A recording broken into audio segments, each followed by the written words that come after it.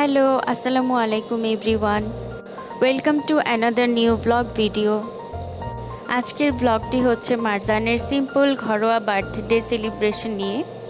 ফার্স্টেই সবাইকে cold drinks দিয়ে ওয়েলকাম করা হলো। এদিকে মেজো আপু আসার সময় আবার সবার জন্য টুকটাক হেয়ার ব্যান্ড, ক্লিপস এসব গিফট নিয়ে এসছে। সবাইকে লাঞ্চ সার্ভ করে দেওয়া হলো। আর লাঞ্চে ছিল ইয়াম্মি বিরিয়ানিটা দেখতে যতটা লোভনীয় ছিল, খেতেও হয়েছে অনেক বেশি মজাদার। And this biryani cooked by my twin sister Akhi, and I am proud of her যে সে একা হাতে এই সব আয়োজন করেছে, আর বাকিরা শুধুমাত্র খাওয়ার কাজটা কমপ্লিট করেছি। এই রুমে হচ্ছে বাচ্চারা ওদের দাদু আপু আর নানু আপুকে নিয়ে খাওয়া দাওয়া করছিল, আর খাওয়া দাওয়া কমপ্লিট করতে সাথে চলে আসলো কোল্ড ড্রিঙ্কস। এটা ছিল 19 ফেব্রুয়ারির দিন। সো দুপুরের খাওয়া দাওয়া তো ডান। দেন একটু রেস্ট নিয়ে বিকেলের দিকে আমরা হচ্ছে ঘর ডেকোরেশনসের জন্য কি জিনিসপত্র আছে সেগুলো নিয়ে বসেছিলাম, আর আমার সাথে আমার বেবিসরা হেল্প করছিল। এই তো আমার মাহিরা মাম্মাম অ্যান্ড ওর কাজিন ওয়ারিশা। ভাইয়া হচ্ছে ডেকোরেশনসের জন্য বেলুন, চুমকি, জড়ি এগুলো নিয়ে এসেছিলো। তো ওইগুলোই হচ্ছে ওপেন করে দেখছিলাম কিভাবে কি করা যায়। তো এই ওয়ার্ডগুলো আবার একসাথে অ্যাডজাস্ট করে নিতে হবে, সেটা বলছিলাম। এই হচ্ছে আমার আরেকটা ছোট্ট ভাগ্নি আরোয়া। এইদিকে ছোট বড় সবাইকে হচ্ছে বেলুন ফোলানোর কাজে লাগিয়ে দিয়েছিলাম। এইদিকে আমার আম্মু একটা লাউ শেপের বেলুন ফোলানোতে আমরা সবাই খুব বেশি হাসাহাসি করছিলাম। বার্থডে ব্যানার আর জড়ি অলরেডি সেট করা হয়ে গেছে, শুধু বেলুন সেট করা বাকি। তো সবাই খুব উঠে পড়ে লেগেছে বেলুন ফোলানোর কাজে। যদিও বাচ্চারা বেলুন ফোলানোর চাইতে ফুটানোর কাজটাই বেশি করছিল, আর মারজান তো সবার কাছ থেকে কেড়ে নিচ্ছিল বেলুন ফুটানোর জন্য। মারজান বারবার বেলুন নিয়ে ফুটিয়ে এসে বলছিল আমার নেই তো, এটা হচ্ছে ওর কমন ডায়লগ। তারপর সন্ধ্যা হতেই চলে আসলো সন্ধ্যার চা নাস্তা।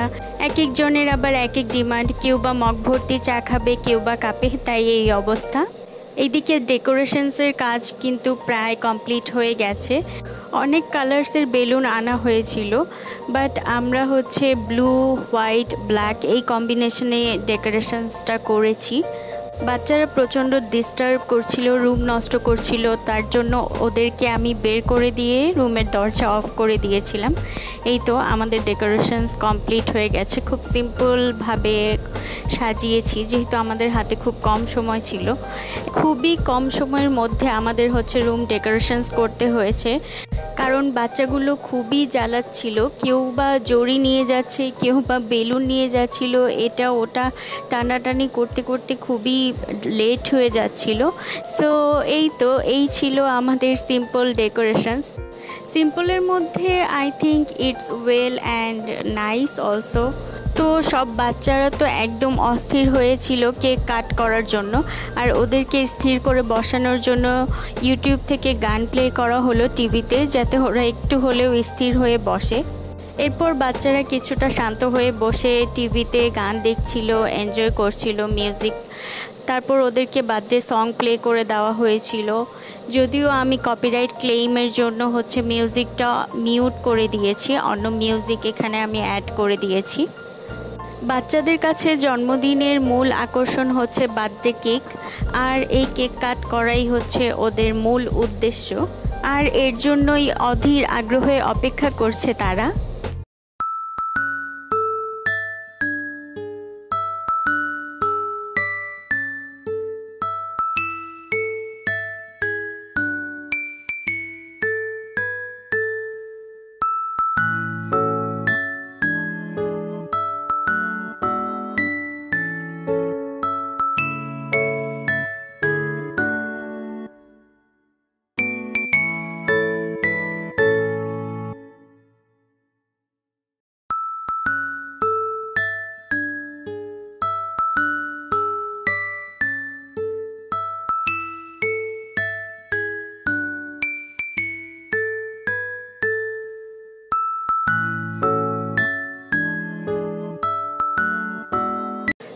এর মধ্যে আবার মারজান আর ওর মাম্মাম পাপার family photography, photo session, video session করে নেওয়া হলো আর কি।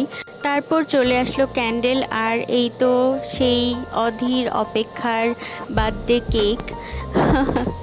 তো কেকের মধ্যে আমি হচ্ছে ক্যান্ডেল সেট করে দিলাম। এইদিকে জেমস চকলেটগুলো রাখার আগেই বাচ্চারা সব সাবার করে দিল।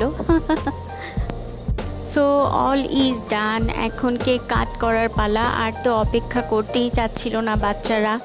মারজানের তার একমাত্র মামাজানের সাথে আবার খুব খাতির পেয়ার মহব্বত। এদিকে আমার আম্মু বেলুন নিয়ে কি পোজ দিচ্ছিল আমি বুঝলাম না। যদিও অলমোস্ট ফ্যামিলির সবাই ছিল, তারপরও আমার বড় আপু আর বড় ভাগ্নি অসুস্থতার কারণে আসতে পারেনি। আর হচ্ছে রাজীব, ওদেরকে খুব মিস করছিলাম। রাজীব হচ্ছে ব্যস্ততার কারণে উপস্থিত হতে পারেনি। তো কেক কাট করার আগে সবাই একটু গ্রুপ পিকচার্স নিচ্ছিল, এই আর কি। কিন্তু মারজানের মন তো কিছুতেই মানছে না, সে কতক্ষণে চিপস খাবে, কতক্ষণে কেক কাট করে কেক খাবে। তো অবশেষে কেক কাট করা হলো আর মারজানের মুখে কেক পড়লো। বেচারা তো পুরাই অস্থির হয়েছিল। এইদিকে আরোয়া খুবই শান্ত ভূমিকা পালন করছিল, যদিও সে এতটা শান্ত মেয়ে কখনোই না। বাই দ্য ওয়ে, এবার একে একে সবাইকে কেক খাইয়ে দেওয়ার পালা। মারজান সবাইকে কেক খাইয়ে দিচ্ছিল, মারজানকেও সবাই কেক খাইয়ে দিচ্ছিল। এদিকে আমার দুই বাবাই আছে, তারপর ভাগ্নিরা ছিল, আরও ছিল মাহিরার দুই কাজিন। তো সবাইকেই হচ্ছে মারজান কেক খাইয়ে দিচ্ছিল, যদিও সে এটা করতে একদমই ইচ্ছুক নয়। সে শুধু নিজেই কেক খেতে চাচ্ছিল। তারপরেও বেচারাকে দিয়ে বারবার কেক কাট করিয়ে এক একজনকে খাইয়ে দেওয়ার কাজ সম্পন্ন করা হচ্ছিল। যতবারই কেক কেটে হাতে নেওয়া হচ্ছিল, মারজানের হাতে দেওয়া হচ্ছিল অন্যকে খাইয়ে দেওয়ার জন্য, বাট মারজান হচ্ছে নিজেই ড্রাগনের মতো হাঁ করছিল কেক খাওয়ার জন্য, কিন্তু সে সেই সুযোগই পাচ্ছিল না। আহা বেচারা। মারজান খুব কষ্ট করে অন্যের মুখে একটু কেক দিয়ে দিয়ে নিজের মুখে আবার ব্যাক করে নিয়ে আসছিল কেকের টুকরো। ও কিছুতেই নিজেকে সামলাতে পারছিল না। কেকের টুকরোগুলো মারজানকে একেবারে চুম্বকের মতো আকর্ষণ করছিল। আমার মারজান বাবাইটা কেক খেতে ভীষণ লাইক করে, তার উপর আবার চকলেট কেক, তাহলে তো কথাই নেই। Just see this moment guys, Marjan be like আমাকে আর কত ধৈর্যের পরীক্ষা দিতে হবে। বেচারার ইচ্ছার বিরুদ্ধে জোর করে কেক খাওয়ানো হচ্ছিল, এটা শুধু আরোই বুঝলো। এই ছিল মারজানের নানা বাড়ি, খালামণিদের এবং দাদা বাড়ির থেকে পাওয়া টোটাল গিফট। সো আজ এ পর্যন্তই। Stay well and happy. আল্লাহ হাফেজ।